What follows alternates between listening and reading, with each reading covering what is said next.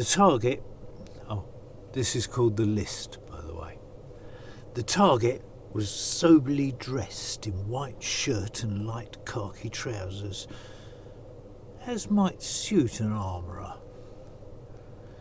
It made him more obvious in the brightly dressed summer crowds thronging Camden town shops.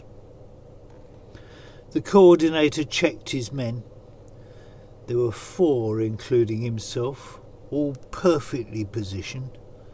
The target couldn't scratch his balls without half of them knowing, or his bum without the other half seeing. The irony made the coordinator smile grimly.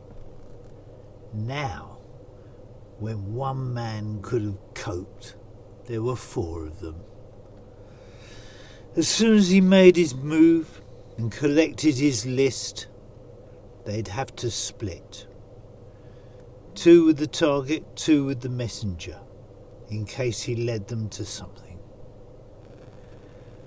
Then suddenly, as these things tended to be, they were on their way. They'd all seen it. The paper passed and put in the leg pocket of the trousers suit. And as if to confirm, the target was off like an arrow towards home.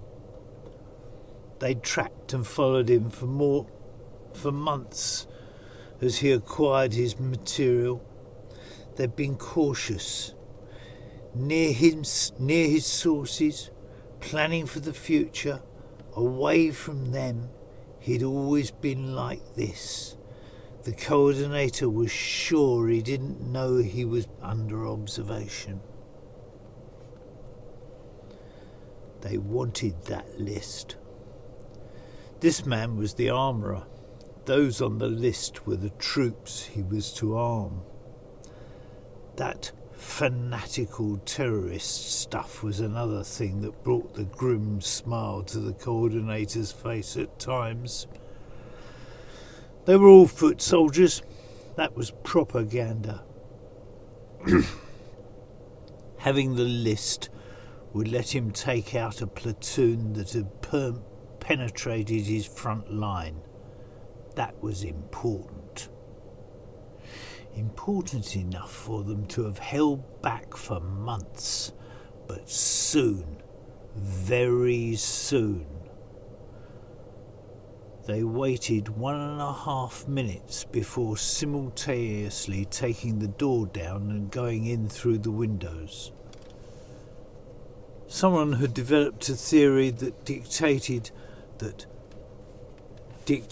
that period. They were quick. They knew there were arms and explosives there somewhere. It gave an edge to everything. They needn't have worried. He was in the bedroom, taking off his shoes to lie down as they came in through the French window. 2 burly constables with crowbars had levered the entire frame into the room, and 2 armed and armoured police officers had ricocheted through the hole, screaming, "Down, down, down!" with 2 others right behind. He hit the floor almost before they were in the room and was cuffed and secure within seconds. One of the crowbar-bearing constables helped him back on with his shoes, and they led him out across the broken glass. As he emerged in the coordinator came over and felt in his trousers leg pocket. "It's not there," he said as they looked straight in each other's eyes. Then the loud authoritarian voice and looking all round. "Okay, everybody, we're looking for a piece of paper. Probably a list. It'll be here, could be on the suspect. He had it 5 minutes ago. Stay vigilant." They found a lot of things in the house. Enough to put the armourer away for a long time. But they didn't find the piece of paper.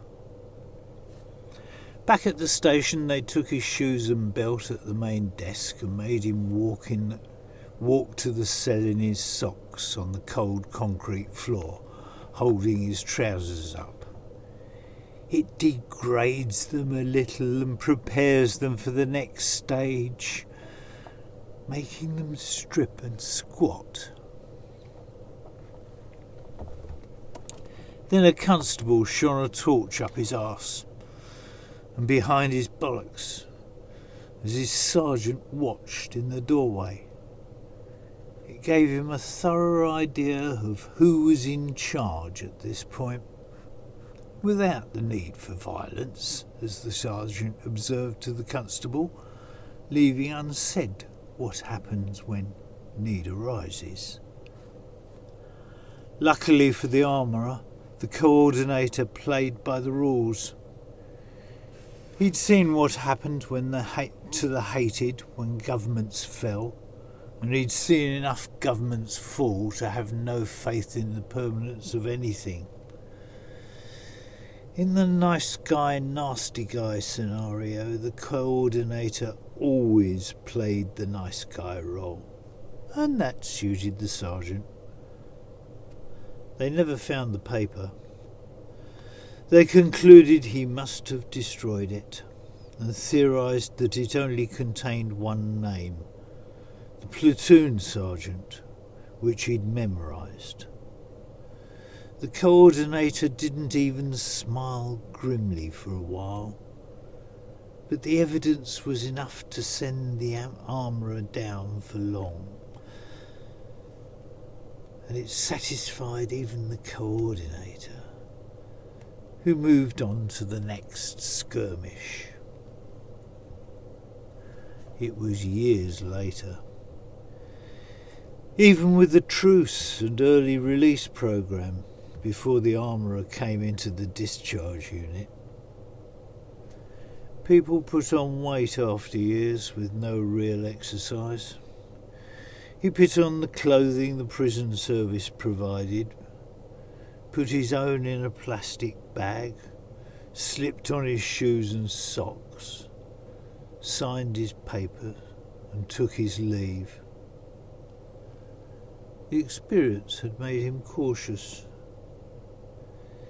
It was some time before he felt secure enough to press down on the front of the heel of the left-hand shoe and twist it anti-clockwise and recover the piece of paper that had sat in the prison store all those years. Someone must be able to help him. Thank you.